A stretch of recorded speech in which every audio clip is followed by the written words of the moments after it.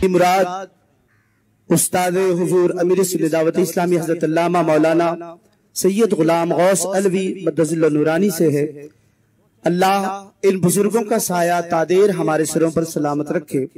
मेरे दोस्तों, किसी आशिक ने कहा कि अली का घर भी क्या घर है कि उस घर का हर एक बच्चा जहां पर देखिए शेरे खुदा मालूम होता है, और किसी को रिस्क में ज्यादा फराज देता है, किसी को रिस्क में ज्यादा फराज देता है, किसी को नेमते उम्र दराज देता है बतौर खास, मगर जिस पे मेहरबान हो खुदा अली के इश्क से उसको नवाज देता है। तो आइए मौलाए कायनात के शहजादे का इस्तकबाल नारे तकबीर और रिसालत की गूंज के साथ करें। नारे तकबीर, नारे रिसालत, हुजूर अल्लामा सैयद गुलाम गौस अलवी साहब किबला इश्क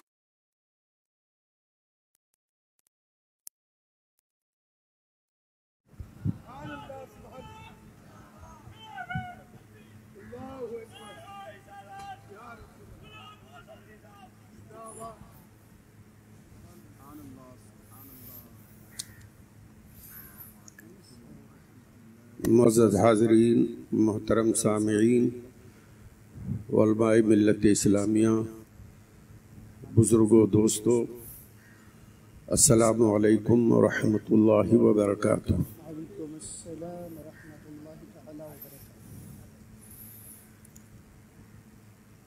अल्हम्दुलिल्लाहि रब्बिल आलमीन,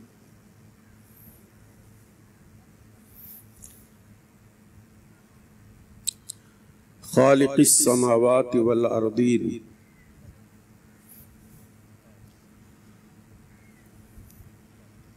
वस्सलातु वस्सलामु अला मन काना नबिय्यन व आदमु बैनल माइ वत्तीन, अजमलिल अजमलीन अकमलिल अकमलीन, व अला आलिहि व अस्हाबिहि अजमईन।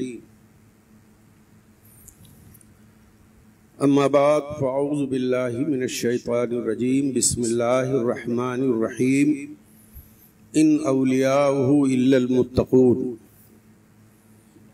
आमन्तु बिल्लाहि सदक़ल्लाहुल अज़ीम व सदक़ रसूलुहुन नबियुल अमीनुल करीम व नहनु अला ज़ालिका लमिनश शाहिदीन व शाकिरीन वल्हम्दुलिल्लाहि रब्बिल आलमीन। आइए हम और आप सब मिलकर अक़ीदत मोहब्बत के साथ बारगाह रिसालत में हदिये दुरूद पेश करें और पढ़ें। अल्लाहुम्मा सल्लि अला सय्यदना नबीना हबीबना मौलाना मुहम्मदिन व आलिहि व अस्हाबिहि व बारिक व सल्लिम।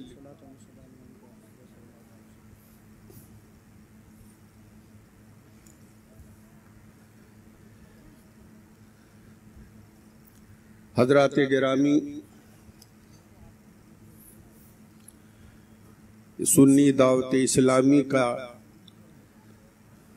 शायद ये 28वां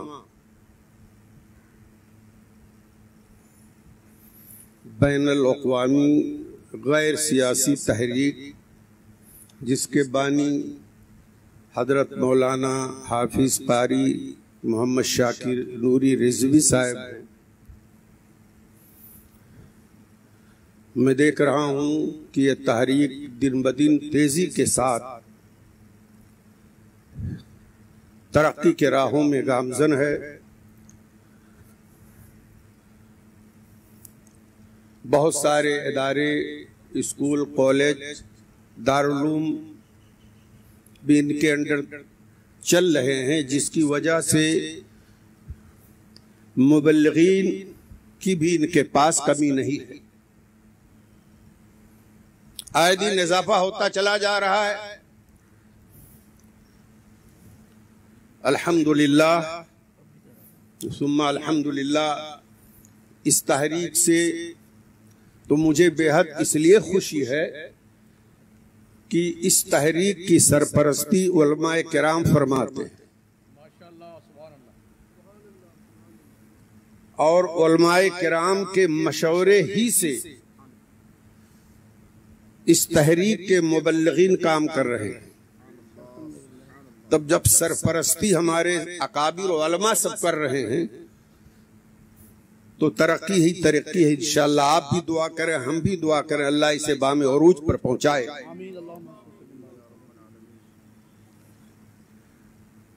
मौलाना ने फरमाया कि इस्लाम की तरक्की में सूफिया का क्या किरदार है। तो थोड़ी देर के लिए जो मुझे टाइम मिला है उसमें हम आपके सामने इस मौजू पर आपके सामने खिताब की सादत हासिल कर रहे हैं। सूफिया, सूफी कौन है? आज तो हम देख रहे हैं हमारे काम सब ज्यादातर दिखावे और नुमाइशी होते चले जा रहे हैं।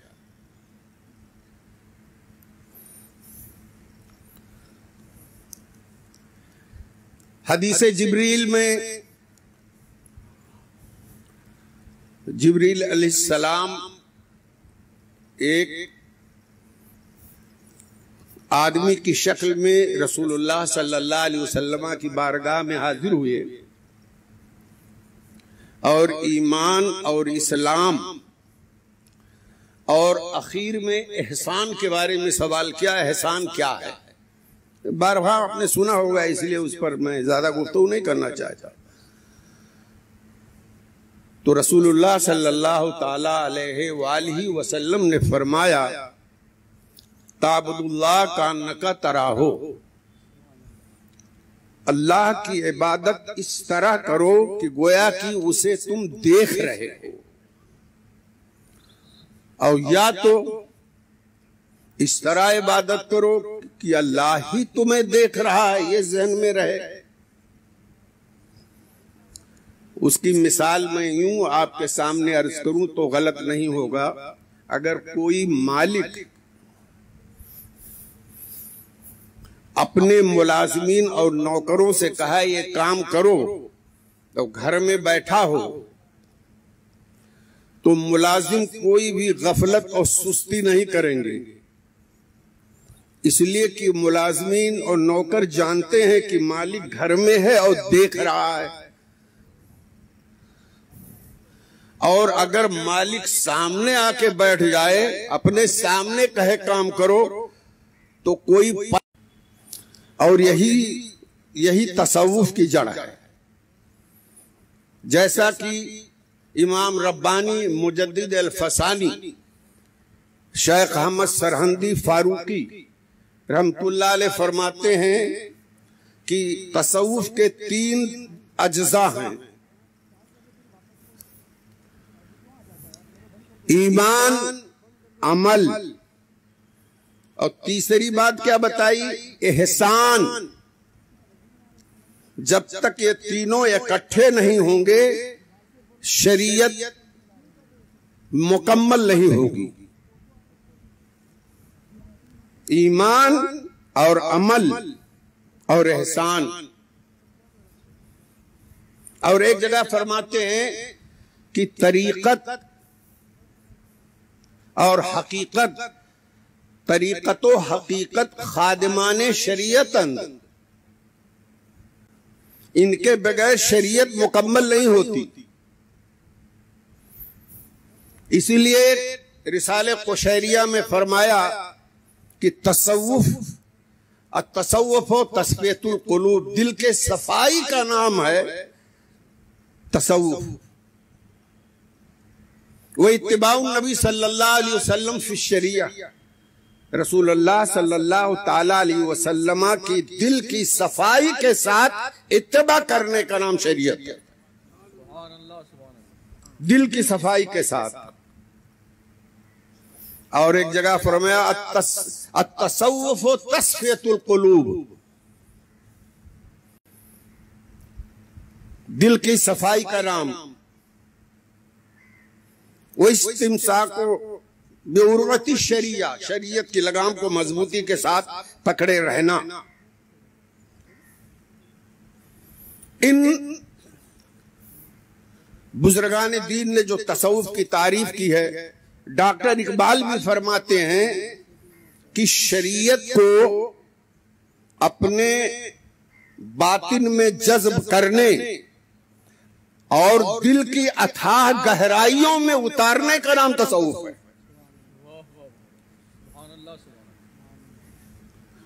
तो खाली जाहिर में कुछ कोई इबादत करने से, उठक बैठक करने से कुछ हासिल इसीलिए नहीं होता जब तक हम इखलास के साथ, दिल की अथाह गहराइयों के साथ, कल्ब की गहराइयों के साथ नहीं करते हैं।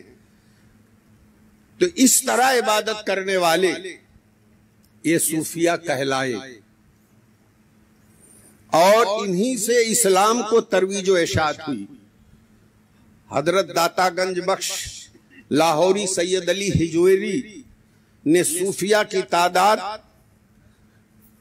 रसूलुल्लाह सल्लल्लाहु अलैहि वसल्लम के जमाने में आपके हुजरे अक़दस के सामने जो असहाबे सुफ़ा का चबूतरा था, जो आज भी है, उसी पे असहाबे सुफ़ा बैठे रहते थे। वो कौन थे?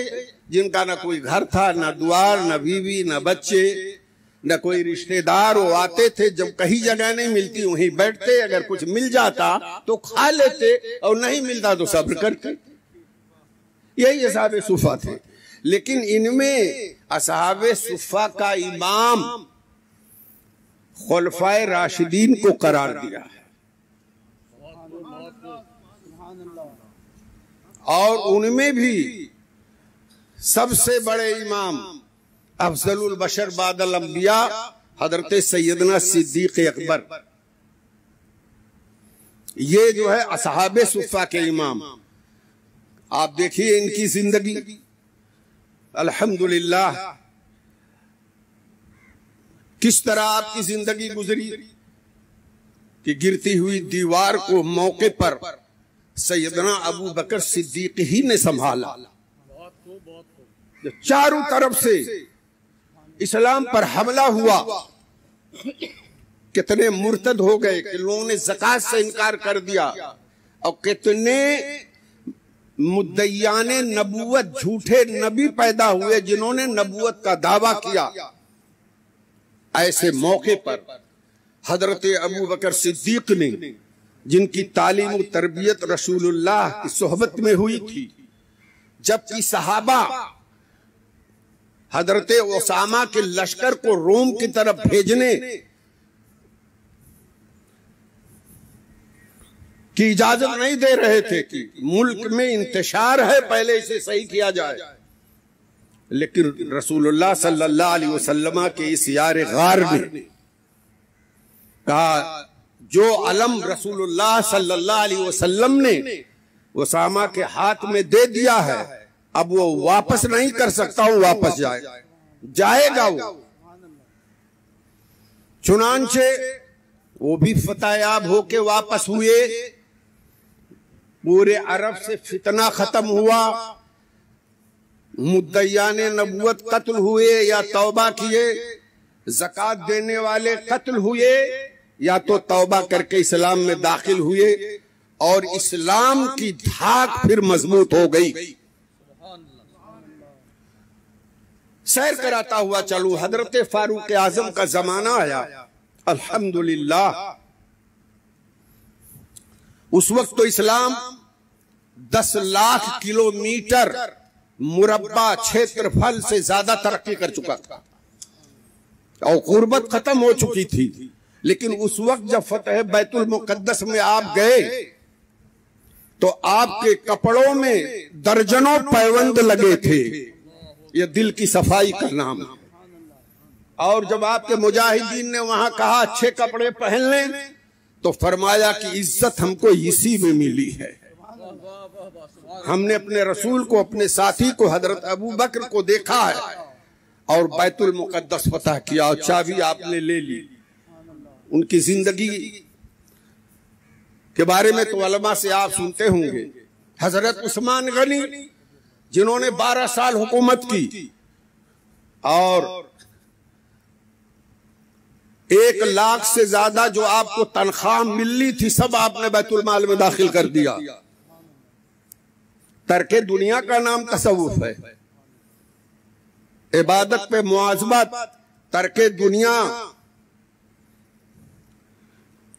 उलूम पे बसीरत, खल्के खुदा से मोहब्बत, दुनिया पे आखिरत को तरजीह देना, सिफाते बशरी मज़मूम से दूर रहना, रसूल अल्लाह की इबादत में पैरवी करना और अल्लाह से सच्ची मोहब्बत का सबूत हजरत उस्मान गनी ने दिया। एक पैसा नहीं लिया, अपनी तनख्वाह 12 साल की। और फिर हजरत अली की जिंदगी देखो।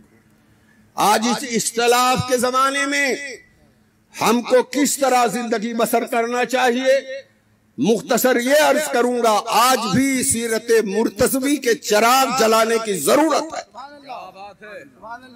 इस जमाने में, ऐसे वक्त में हम किस तरह जिंदगी गुजारे। मौला अली की जिंदगी पढ़ो, किस तरह आपने जिंदगी गुजारी। दुरूद पाक अल्लाहुम्मा सल्ली अला सय्यदना नबीना हबीबना मौलाना मुहम्मद व आलिहि व असहाबिहि व बारिक वसल्लम। उसके बाद सहाबा का आना जाना, तारीख शाहिद है कि सहाबा भी आए, ताबीन भी आए, और मोहम्मद बिन कासिम ने तो आकर के एक इलाका ही फतह कर लिया। हजरत दातागंज बख्श लाहौरी आए, इस्लाम की तरक्की होती गई। और फिर सुल्तानुल हिंद अताए रसूल ख्वाजा ख्वाजगान हजरत ख्वाजा मोइनुद्दीन चिश्ती हसन संजरी आए। और फिर आपने और आपके खुलफा ने, आपके खलीफा कुतुबुद्दीन बख्तियार काकी और उनके खलीफा हजरत बाबा फरीदुद्दीन मसूद गंज शकर और उनके खलीफा महबूब इलाही हजरत निजामुद्दीन औलिया आज ये आफ्ताब इलाज पर आफ्ताब और माताब बनकर चमक रहे हैं। खानदान चिश्तिया ने हिंदुस्तान में वो काम किया, वैसे तो लोग आते रहे, इस्लाम की तबलीग होती रही, लेकिन मुनज़्ज़म प्लान के तहत बाकायदे जो तहरीक चली इस्लाम की, हजरत ख्वाजा मोइनुद्दीन चिश्ती अजमेरी से चली। दिन ब दिन लोग इस्लाम में दाखिल हो रहे हैं। आपकी जात को देख करके, आपके करामात को देखकर, आपके सीरत व किरदार को देखकर, और आपके महबूब खलीफा हजरत कुतुब बाबा कुतुब जो दिल्ली में थे। अब आप सोचिए, आज एक मौलवी से एक अमीर कितना दूर रहने की कोशिश करता है, जबकि बादशाह शमशुद्दीन कुतुबुद्दीन बख्तियार काकी से मुरीद भी होता है और खलीफा भी बन जाता है। किस तरह कितना मुतासिर हुआ होगा बाबा कुतुबुद्दीन बख्तियार काकी। ये हजरत ख्वाजा निजामुद्दीन, हजरत ख्वाजा मोइनुद्दीन चिश्ती रहमतुल्लाह अलैह के मुरीद थे। आप गए मुलाकात के लिए और आपने सुना कि बाबा फरीद मसूद इबादत और रियाजत में, मुजाहिदा में है, चिल्ला में है। हजरत ख्वाजा गरीब नवाज ने फरमाया, बाबा कुतुब उस शहबाज को कब तक जलाओगे? का हुजूर मुजाहिदे में है। किस तरह मुजाहिदा करवाया?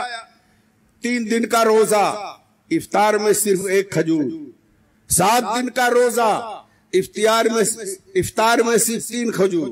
इस तरह इबादत और रियाजत और मुजाहिदा करा के उनको बिल्कुल कीमिया बना दिया बाबा कुतुब ने। हजरत गरीब नवाज जब पहुंचे तो कहा, अभी मुलाकात के लिए नहीं आए, तुम्हारे मुरीद बाबा फरीद मसूद गंज शकर का हुजूर मुजाहिदे में है। आपने फरमाया कि चलो उससे मुलाकात करें। गए दोनों, पीर मुरीद दोनों गए। उनको देखकर बाबा फरीद ने उठने की कोशिश की तो गिर पड़े। दूसरी मर्तबा उठने की कोशिश की, 3 मर्तबा कोशिश की और तीनों मर्तबा गिर पड़े। इतने कमजोर हो चुके थे रोजा रखते रखते।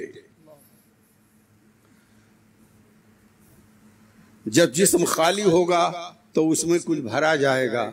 आला हज़रत फरमाते हैं कि भरा बर्तन दोबारा क्या भरेगा। हजरत ख्वाजा ने फरमाया कि हम दोनों मिलकर इसको नवाज दें। चुनांचे एक तरफ हजरत बाबा कुतुब ने हाथ पकड़ा, दूसरे तरफ गरीब नवाज ने, और पकड़ करके बाबा फरीद को खड़ा कर दिया और अल्लाह की बारगाह में दुआ की, मौला तू बाबा फरीद को कबूल फरमा ले। दोनों ने दुआ की, मुसाफा मुआनका, और अल्लाह से दुआ की, खुदा की बारगाह में दुआ क्यों नहीं कबूल होगी जी। ख्वाजा मोइनुद्दीन चिश्ती हजरत बाबा कुतुब जिसकी दुआ कर दे। हजरात, ये बाबा फरीदुद्दीन मसूद गंज शकर पीर के कैसे अकीदतमंद थे, सब देख चुके थे कि मेरा पीर सर से पैर तक करामत ही करामत है। एक रात का वाकया है, तहज्जुद के वक्त शायद बाबा कुतुब उठे और कहा कि बाबा फरीद वजू के लिए पानी लाओ। आपने सोचा है सख्त सर्द रात में ये कैसे वजू फरमाएंगे पीरो मुर्शिद। सोचा कि आग में गरम कर दे, देखा कि मतबख में आग नहीं है। बाहर निकले, एक गली से दूसरी गली, एक गली से दूसरी गली दौड़ते रहे, लेकिन वो 2 बजे 3 बजे या 4 बजे रात में आग कहां मिले। चुनांचे देखा कि एक दरवाजे में एक झाड़ी खुली हुई है, एक शोख लड़की खड़ी। आप रोशनी देख करके गए और कहा कि बीबी मुझे आग चाहिए। उसने कहा आग, कीमत चाहिए। तो कहा कीमत तो नहीं है दिरहम और दीनार की शक्ल में, लेकिन क्या चाहिए।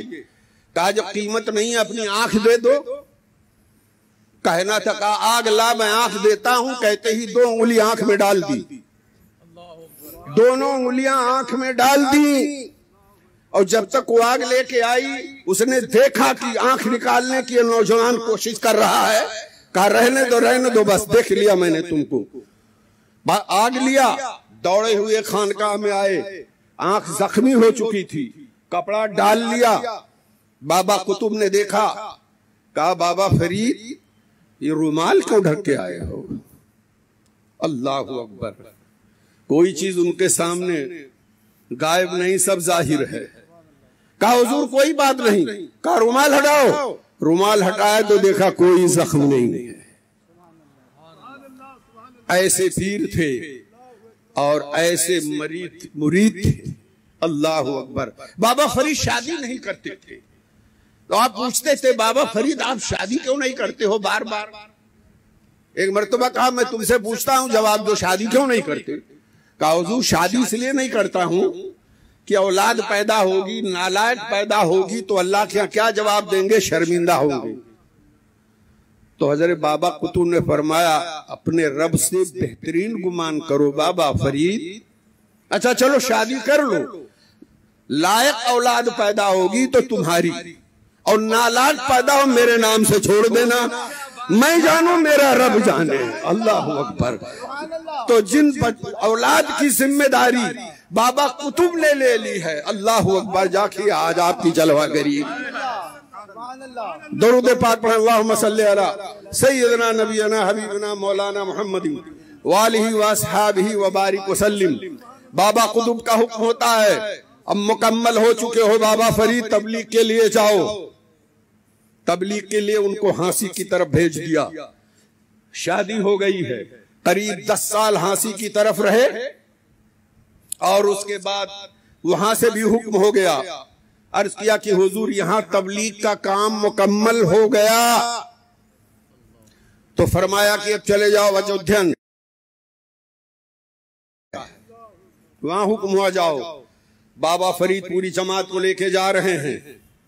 उसमें आपके मुरीद महबूब इलाही निजामुद्दीन औलिया भी हैं और दीगर मुरीद भी हैं और आपके औलाद भी हैं, आपकी बहन भी हैं और साबिर पिया भी मौजूद हैं। पूरे काफिले के साथ जा रहे हैं पाक पट्टन की तरफ। हजरात हैरत आपको होगी, कोई भी सामान, कोई भी छकड़ा, कोई बैलगाड़ी, किस पर गल्ला हो, अनाज हो, खाने पीने का कुछ नहीं, अल्लाह के भरोसे पर। फिर वो जो शीर खार बच्चे थे उन्हीं के लिए सिर्फ खाने का इंतजाम था। और किसी के लिए खाने का इंतजाम नहीं। ये इस्लाम की तबलीग कैसे हुई? जा रहे हैं, चले जा रहे हैं, चले जा रहे हैं, चले जा रहे हैं। लोग खुद सोचते हैं कि कहां क़याम करेंगे। शायद कुछ सोचते होंगे कि कोई खानकाह होगी, कोई इमारत होगी जिसमें बहुत सी फैसिलिटी होगी, लेकिन नहीं, बाबा फरीद ने किसी को कुछ कहा ही नहीं। रास्ते में देखा पाकपट्टन के करीब एक झाड़दार शाख वाली खूब घना दरख्त जिसकी शाखें फैली हुई हैं दूर दूर तक। आपने फरमाया मौलाना निजाम सायादार दरख्त है, लाओ यही कयाम फरमा, यही कयाम कर ले। कोई लोग सोचते हो कोई मकान होगा जिसमें फैसिलिटी का, हुजूर सामान का इन डालों में शाखों में सामान बांध दो, सब सामान इसी पे लटका दो और जो चटाई वगैरह जमीन पे बिछा दो। तुम में जिसको भूख लगी है सामने जंगल में चले जाओ, जंगली फल खा के पेट भर लो और अपने साथियों के लिए उसमें से जो मिले हो खुराक लेते आओ। ये काफिला उतर गया हुई। हजरात राहगीर आते हैं, जाते हैं, आते हैं, जाते हैं, हैरत की इंतहा नहीं होती है। ये कौन लोग हैं जिनके चेहरे पर मायूसी नहीं है? ये कौन लोग हैं जो भूख से निढाल नहीं है? ये कौन लोग हैं जो हर वक्त इबादत करते हैं, तस्बीह पढ़ते हैं, अल्लाह का जिक्र करते हैं, या अपनी गुदड़ी सिल रहे हैं, किसी से कुछ मांगते भी नहीं है, इनके चूल्हों से धुआं भी नहीं उठता है, हैरत में सब हैं। दोस्तों, एक दिन एक ग्वालिन का गुजर हुआ जो दूध बेचने जाती थी। आपने उससे पूछा उसकी खैरियत, वो बैठ गई और बैठ करके बताने लगी कि आप लोग नए मेहमान हैं, मैं दूध बेचती हूं और इसी से हमारे बच्चों का पेट भरता है। फिर इधर उधर देखने लगी। बाबा ने पूछा कि क्या देख रही हो? तो उसने अपनी स्टोरी बयान की कि यहां करीब में कुछ जोगी रहते हैं, मैं अपने लिए खौफजदा नहीं हूं, आपके लिए, कि आपको कोई नुकसान ना पहुंचाए। बाबा ने फरमाया कि तुम बैठो इत्मीनान से, कोई नुकसान नहीं है। उसने बयान करना शुरू किया कि यहाँ जोगी रहते हैं, उनका एक काफिला है यहाँ, और उनको मैं दूध देती हूँ जिसका पैसा भी नहीं देते वो लोग।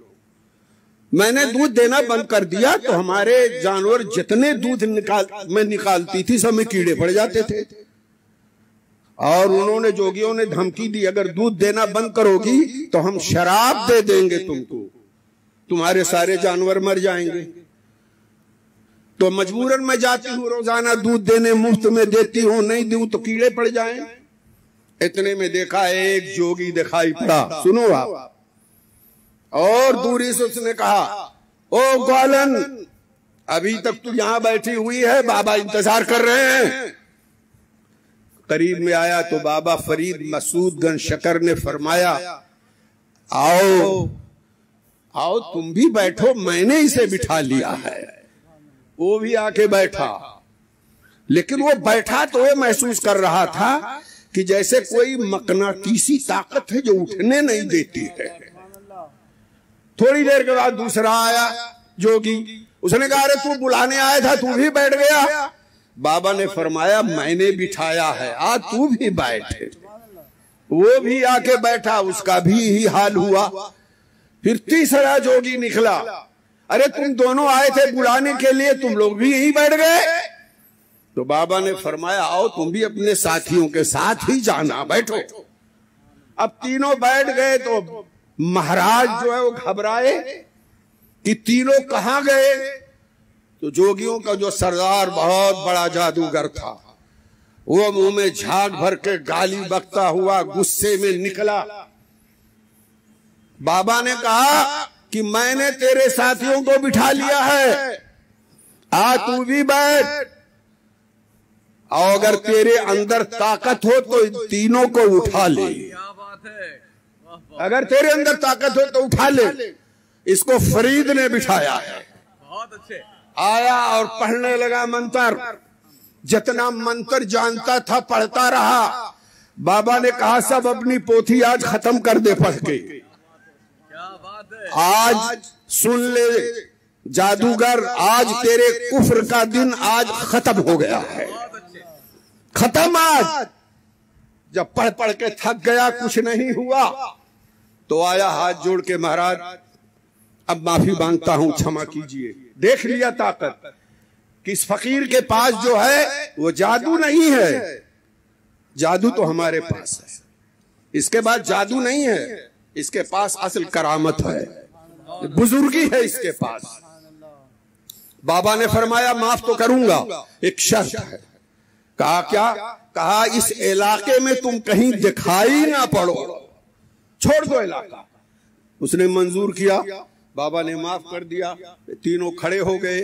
ये ग्वालिन बैठे बैठे सब देख रही थी और अब ये समझा इस ग्वालिन ने कि ये सब साहिबे कमाल हैं, जिनकी फटी हुई गुदड़ी है, इनका दिल बहुत साफ और सुथरा है।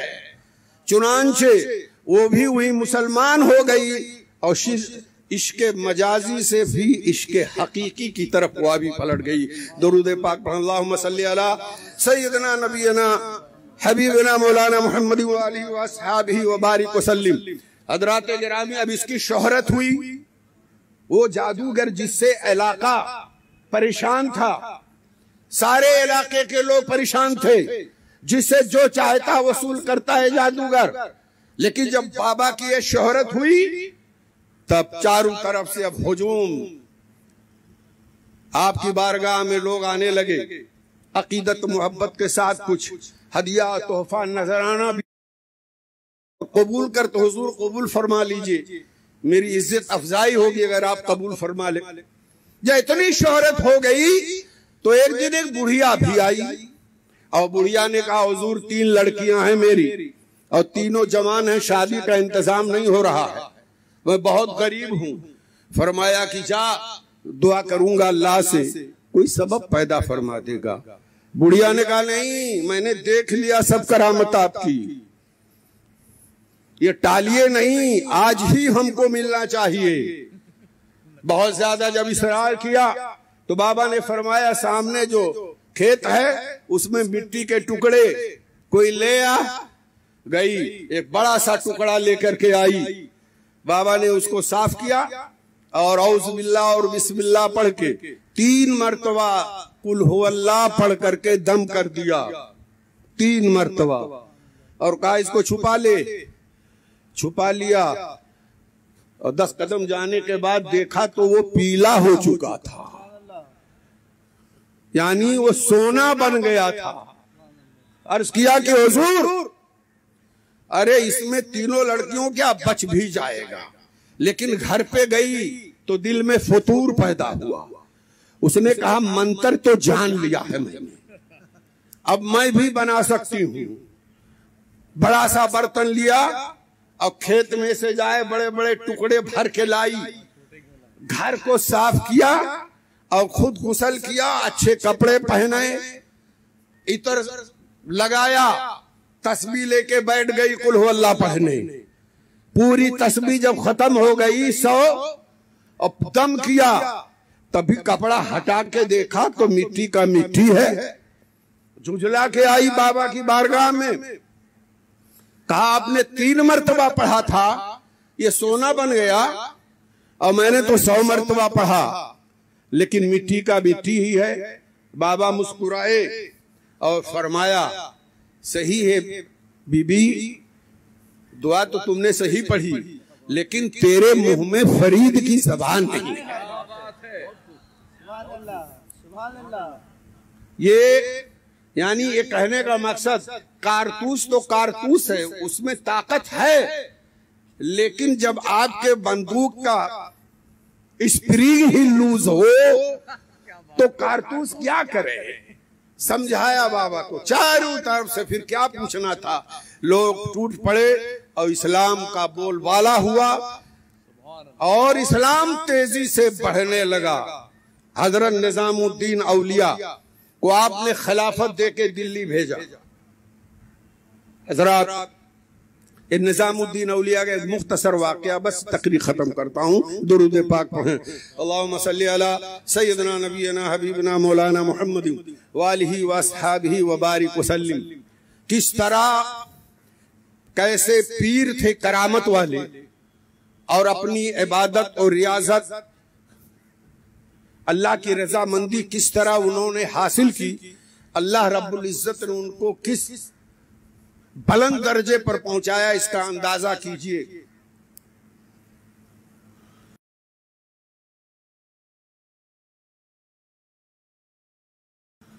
हज़रत निजामुद्दीन औलिया दिल्ली में पहुंचते हैं तो एक गरीब घर के थे। दिल्ली में पहुंच करके तालीम हासिल की। तालीम पहले जरूरी है, बगैर इल्म के सूफी जो बना वो शैतान का मस्खरा। इमाम मालिक ने तो इसीलिए कहा है, सुन लो ये बात याद आ गई, नोट कर लीजिए आप, मन तसव्वफा वलम यतफक्कह फकत तज़ंदका। जो सूफी बना और आलिम नहीं हुआ, बगैर इल्म के सूफी बना तो जिंदीक हो गया। वमन तफक्कहा वलम यतसव्वफ फकत तफस्सका। और जो आलिम हुआ और सूफी नहीं बना, अहले सूफिया का रास्ता इख्तियार नहीं किया, वो फासिक हो गया। वमन जमा बैनकुमा फकत तहक्कका। और जो दोनों लेकर चला दर्जे कमाल पर पहुंचा। इसीलिए मौलाना रूम कहते हैं बहुत बड़े आलिम थे, बहुत बड़े आलिम, लेकिन जब शम्स तबरेजी की खिदमत में रहना शुरू किया, उनकी सोहबत नसीब हुई, तब कहते हैं मौलवी हरगिज न शुद मौलाए रूम ता गुलामे शम्स तबरेजी न शुद। उससे पहले भी बहुत बड़ा आलिम सब कहते थे। मुल्क में उनकी टक्कर का कोई आलिम नहीं था, लेकिन जब शम्स तबरेजी की खिदमत में पहुंचे, उनकी सोहबत इख्तियार की, तो देखा कि अभी तो हम तिफले मकतब हैं और उनकी सोहबत में रहे, तब का आप दिगरी हमको मौलवी की। हजरत निजामुद्दीन औलिया पहुंचे। किस तरह अल्लाह अपने महबूबों को बुलंद मर्तबा अता करता है। एक फूस छप्पर लकड़ी का बनाया, उसी में रहना शुरू किया। लोगों की आमद रफ्त शुरू हुई। महबूब इलाही निजामुद्दीन औलिया के बारे में मुर्रिखीन लिखते हैं कि छह बादशाहों का जमाना आपने पाया, 6 बादशाहों का, और उसमें कुछ अकीदतमंद भी थे और कुछ अकीदतमंद नहीं थे। लेकिन किसी के दरबार में हजरत निजामुद्दीन महबूब इलाही नहीं गए, और लोगों ने जब इसरार किया तो भी नहीं गए। और जो लोगों ने खुद बखुद आने की ख्वाहिश जाहिर की, तो फरमाया फकीर के झोपड़ी में 2 दरवाजे हैं, एक से आएगा तो दूसरे से निकल जाऊंगा। इतनी नफरत थी। तरके दुनिया ना हो, फिर तसव्वुफ के पहले जीने पर नहीं पहुंचे आप।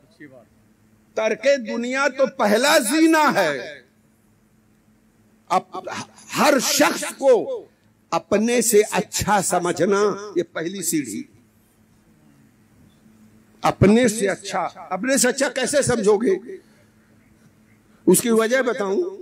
गौस पाक ने फरमाया है कि अगर देखो कि ये आदमी हमसे बड़ा है उम्र में, तो ये ख्याल करो कि हमसे ज्यादा इबादत की होगी, इसलिए हमसे अच्छा है।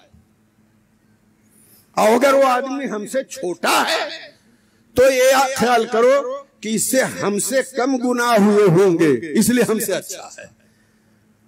तो ये तसव्वुफ की पहली सीढ़ी है। आना जाना शुरू हुआ। एक जमाना वो आया दोस्तों, आखिरी कलमात हैं मेरे, कि 10 हजार आदमी आपकी खानकाह में आने लगे, और 10 हजार आदमी को बैठा के एक साथ आप वाज फरमाते थे, तबलीग करते थे। बादशाह के बड़े बड़े दरबारी, उमरा और रौसा और नदीम, वजीर और फौज के बड़े बड़े ऑफिसर आपके दरबार में आते थे, आपका वाज सुनने, आपसे मुरीद होते थे, अकीदतमंद हो गए। बादशाह को बादशाह को नहीं, बादशाहों को सबको ही शुबा हुआ मेरे हुकूमत का तख्ता ना पलट दें। आखिर में बालबन की हुकूमत हुई। उसने दरबार में आने के लिए ऑर्डर दिया, दरबार में नहीं गए।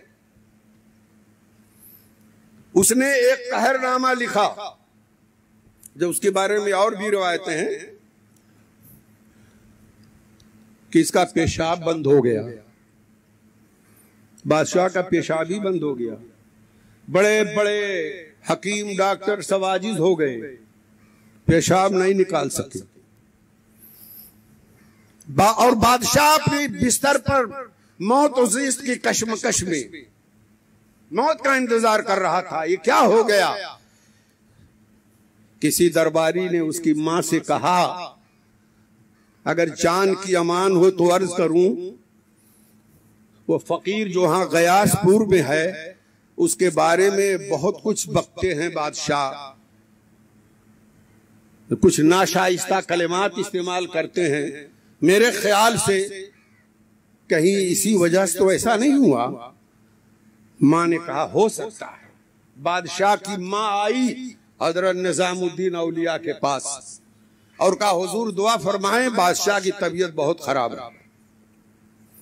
आपने सर झुकाया, आपने तो समझ लिया, आप तो जानते थे कि बादशाह हमसे क्यों जलते हैं, उनके दरबार में हम हाजिरी नहीं देते, एक कुटिया में भी हमको नहीं रहने देते ये लोग। तुम अपना काम करो, हम अपना काम करते हैं, लेकिन उनको खौफ की हुकूमत कहीं छीन ना ले। सरकार निजामुद्दीन औलिया ने सर उठाया और कहा, ए बेबी, अपने लड़के से बादशाह से जाके कहे कि हिंदुस्तान की हुकूमत मेरे नाम से लिख दे तो मैं दुआ करूं। अब जान जा रही हो तो क्या करेगा? मां ने जाकर के कहा बादशाह से कि तू सेहतमंद हो सकता है, लेकिन शर्त यही है कि हिंदुस्तान की हुकूमत फकीर को दे दे। बादशाह ने कहा मैं राजी हूं, जाओ कह दो कि मैंने दे दिया, जान बचे मेरी जल्दी, पेशाब उतर जाए। बुढ़िया ने आके कहा बाबा से कि वो राजी है, आप हुकूमत के मालिक हैं। बाबा ने मुस्कुरा के फरमाया नहीं, ऐसे नहीं, इसका ट्रस्ट जो है इसके अमीर, वजीर, रईस, नदीम, अरकाने दौलत सब दस्तखत करें, बादशाह दस्तखत करे, मजमून लिखा जाए, हुकूमत का सिक्का सही हो, वो लेके आओ ताकि कोई फिर बदल ना सके। फौज का जनरल और कर्नल उस पर दस्तखत हो। जाके मां ने कहा, बादशाह ने कहा जल्दी करो, बुलाओ सबको, यहां जान जा रही है। मजमून लिखा कि आज से हिंदुस्तान के हुक्मरां सूफी निजामुद्दीन और उन्हीं का हुक्म नाफिजुल अमल रहेगा। इस पे अपनी दस्तखत की और तमाम अरकाने दौलत ने दस्तखत कर दिया। वो खत लेकर के उनकी मां जब आई निजामुद्दीन औलिया महबूब इलाही के पास, तो आपने पढ़ा और देखा दस्तखत, फिर मुस्कुराए आप। इसकी हुकूमत की कदर कीमत, मेरे दोस्तों, जिस दुनिया के लिए हम मरते हैं उसकी कदर कीमत निजामुद्दीन औलिया ने बताई। हम तो चंद सिक्कों के लिए मरते हैं, वो तो पूरे हिंदुस्तान की हुकूमत के बारे में फैसला था। आपने फरमाया जलाल में जाके कह दो बादशाह से इस पर पेशाब कर दे, पेशाब निकल जाएगा। क्या बात है, क्या बात। बीमारी खत्म हो जाएगी, सेहतयाब हो जाएगा। और चुनांचे ऐसे ही हुआ। लेकिन उलमाए जाहिर, इल्म में गुलू करने वाले उलमाए जाहिर जो हर मौके पर रहते हैं, जादू से मुशाबिहत देख करके का बहुत बड़ा जादूगर है, इसको निकालना दिल्ली से जरूरी है। अभी उसके दिल से कदूरत खत्म नहीं हुई थी। इतनी बड़ी करामत देखने के बावजूद भी दिल में मैल था। तो उसने बंगाला की तरफ उसने हमला किया और जाते हुए उसने एक खत भेजा बादशाह के पास, सर्वमोहर, हमारे वापसी तक दिल्ली खाली कर देना, कहीं दूर चले जाओ। उसकी मां ने मना किया, बेटा, कहा मुनासिब नहीं है। तमाम खारदार कांटों को मैंने अपनी तलवार से रास्ता साफ किया है, एक कांटा रह गया है, इसको भी साफ कर दूंगा। खत लिखा और चला गया बंगाला की तरफ। अब जब खत लेकर के आया कासिफ, तो हजरत अमीर खुसरू और दरबारी और खलफा सब रोना शुरू किए। बड़ा सख्त बादशाह है, बहुत जल्लाद है, बहुत बड़ा जालिम है। हुजूर कुछ उपाय कीजिए, कुछ तदबीर कीजिए, कोई तरकीब कीजिए। आपने कोई जवाब नहीं दिया। अमीर खुसरू बिलक बिलक पर रोए, कदमों पे गिर पड़े। जब बहुत ज्यादा सब रोने लगे तो आपने फरमाया खत लाओ। सामने रखा जमीन पर और एक नजर उस पर डाली, जबकि जवाब देने की जिम्मेदारी दूसरे की थी। उस दिन जलाल में हजरत निजामुद्दीन औलिया ने खुद कलम मंगाया और बादशाह के खत के पुष्ट पर लिखा। वो बंगाला की तरफ गया था ना, वापस आएगा तब निकालेगा, वापस जब दिल्ली आएगा तब निकालेगा। निजामुद्दीन औलिया ने सिर्फ इतना लिखा, हुनूस दिल्ली दूरस। एक तो अलग से खत ना लिखना, दूसरे बादशाह के खत के पुष्ट पर लिखना, ये बहुत बड़ा जुर्म था उस जमाने में। जब बादशाह के सामने खत पहुंचा तो जलाल में आ गया, कहा दिल्ली दूर नहीं है, दिल्ली हमारे कदमों के नीचे, आता हूं फिर बताता हूं। और जब बंगाला के मुहिम से वापस हुआ और करीब 5 किलोमीटर जब दिल्ली रह गया, तो मुरीदीन खलफा फिर रोना धोना शुरू किया। हुजूर आ गया, आ गया, आ गया। आप फरमाते थे बेटा दिल्ली दूर है, हुनूस दिल्ली दूर है।